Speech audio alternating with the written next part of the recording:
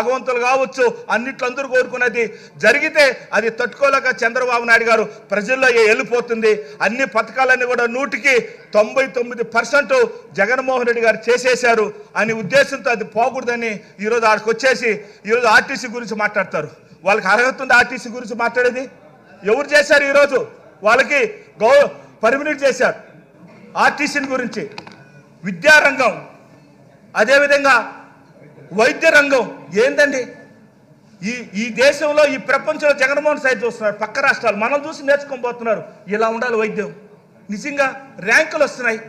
అందులో జగన్మోహన్ రెడ్డి ఫస్ట్ క్లాస్లో పాస్ అయిపోయినాడు. ఆయన ముసలాయన 40 సంవత్సరాలు అన్నింటిలో ఫెయిల్ అయిపోతుంది. నేను కూడా అట్నే ఏవి రాసినా సెకండ్ క్లాస్ వచ్చేవాడు. నేను ఏవి రాసినా సెకండ్ క్లాస్, చూసి రాసినా సెకండ్ క్లాసే. అదే మాకు చంద్రబాబు నాయుడు ఈరోజు 5 ఏళ్ళు ఇది వచ్చేసి సిపిఎం, సిపిఐ, అదేవిధంగా పవన్ కళ్యాణ్ తెలుగుదేశం, బీజేపీ 5, జగన్మోహన్ రెడ్డి అర్జున్లా బాణం వేస్తున్నాడు. 5 ఏళ్ళు అయిపోతాయి. 5 ఏళ్ళే వీళ్ళు చూసారా ఏళ్ళకి. కాబట్టి రాష్ట్రం ప్రజలంతా ఒక సైడు, డబ్బుండోడు ఒక సైడు. ఇది యుద్ధం, ఇది యుద్ధమే. ఎట్ యుద్ధం? పేదోడు బతకాలి, 3 పూటలు తినాలి, ఆరోగ్యంగా బాగుండాలి, ఇంగ్లీష్ మీడియం రావాలి. ఇవన్నీ కూడా అంబేద్కర్ అయితే ఆ మహానుభావుని ఒకప్పుడు పైన అమ్మవారు, కింద ఈరోజు అంబేద్కర్ గారు. చూసారా? మనమైతే 30 కిలోమీటర్ దూరం వస్తుంటే భగవంతుడి రూపంలో అంబేద్కర్ అవపడతాడు. దాని గురించి మాట్లాడితే తట్టుకోలేకుండా అరస్త విజలు వేస్తారండి. అంబేద్కర్ గురించి పైన ఎత్తున్నాడు, కింద అంతున్నాడు, మర్రి చెట్లాగా ఆయన. నిజంగా దేవుడు లాంటి రూపం గల అంబేద్కర్ గురించి మాట్లాడిన కూడా తట్టుకోలేని పరిస్థితి. ఒక బీసీ స్పీకర్ గారు ఆడ కూర్చుంటే పాంప్లెట్లు కొడతారు, పసుపు, అది కొట్టేది కూడా వైట్ పేపర్, పసుపు పేపర్తో కొడుతున్నారు.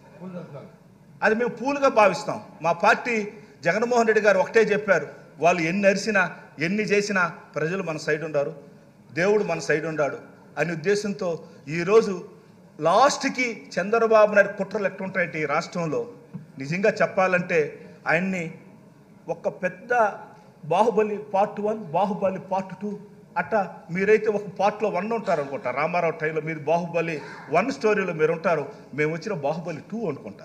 ఇంకోటి కూడా బాహుబలి 3 అంత పెద్ద స్టోరీలు ఉన్నాయి. రాజకీయం ఎలా దాని గురించి ఒక గ్రంథం రాయొచ్చు. ఆయన కొన్ని తరాలు దాన్ని నేర్చుకోవచ్చు, ఒక పాఠ పుస్తకం పెట్టవచ్చు. జగన్మోహన్ గారు రిక్వెస్ట్ చేస్తున్నాను నేను, దయచేసి మీరు స్కూల్లో ఆయన పాఠ పుస్తకాలు పెడితే ఎలా మోసాలు చేయొచ్చు, ఎలా ఈరోజు నేర్చుకోవచ్చు, మోసాలతో రాజకీయం ఎలా చేయొచ్చు అనేది చంద్రబాబు నాయుడు గురించి కుట్ర బుక్కం అనే ఒక డైరీని పెట్టాలి. అదేవిధంగా మొన్నంతా కూడా ఎర్ర డైరీ అని చెప్తా ఉన్నారు. ఏడపోయినా నాది ఎర్ర డైరీ ఉందని. అది ఎర్ర డైరీ కాదు, ఏ ఊర్లో ఏం దొరుకుతాయి తినేదానికి పనికి వస్తుంది. ఈరోజు వాళ్ళు ఆశపడుతున్నారు కుప్పంలో కూడా చంద్రబాబు నాయుడు గెలవలేరు, కుప్పంలో కూడా గెలవలేరు. స్పీకర్ సార్, కుప్పంలో కూడా గెలవలేరు. ఖచ్చితంగా ఈసారి జగన్మోహన్ రెడ్డి గారు ప్రజల దీవెనతో మరలా ముందుకు వస్తూ ఉన్నాడు.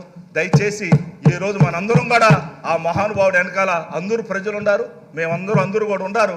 కాబట్టి అటువంటి నలుగురు వచ్చి బిందులు కాడ కొట్లాడినట్టుకు వచ్చేసి అరిసేసిపోయి మేమంతా ఈరోజు అలా అవాచిక చవాకులు పెట్టడం మంచి పద్ధతి కాదని తెలియజేసుకుంటూ జై జగనన్న. నమస్తే స్పీకర్. కొట్టారి అబ్బాయి చౌదరి గారు,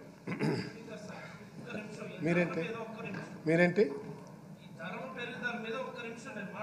ఎందుకులండి వాళ్ళ పక్క రాష్ట్రాలన్నింటికి వెళ్ళి చూసుకొని రమ్మనమనండి వాళ్ళని. నిజమేనండి, యువర్ ది మినిస్టర్. నో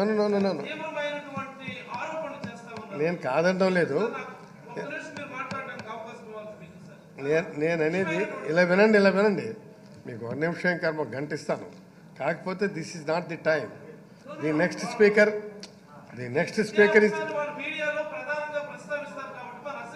ఇస్తాను. మీరు తొందర ఎంతో పడతారు ప్లీజ్, మీరు కానివ్వండి. ధన్యవాదాలు అధ్యక్ష. ఎంతో ప్రతిష్టాత్మకంగా భావించేటువంటి శాసనసభలో ఎంతో ముఖ్యమైనటువంటి ఘట్టమైనటువంటి గవర్నర్ గారి his excellency the governor of AP వారే స్వయాన వచ్చి ఇక్కడ వారి ప్రసంగం ఇచ్చాక వారికి ధన్యవాద తీర్మానాలు అనేది అసెంబ్లీలోనే ఒక గొప్ప విషయం. అలాంటి గొప్ప విషయంలో ఈరోజు చర్చించే సమయంలో ప్రతిపక్షాలు ముఖ్యంగా తెలుగుదేశం సభ్యులు ఈరోజు వారు ప్రవర్తించినటువంటి తీరు చాలా దారుణం అధ్యక్ష. వారే ఈరోజు పోడియంని చుట్టుపడతారు. వారికి ఏంటో నాకు అర్థం కాదు. ఎప్పుడూ కూడా వారి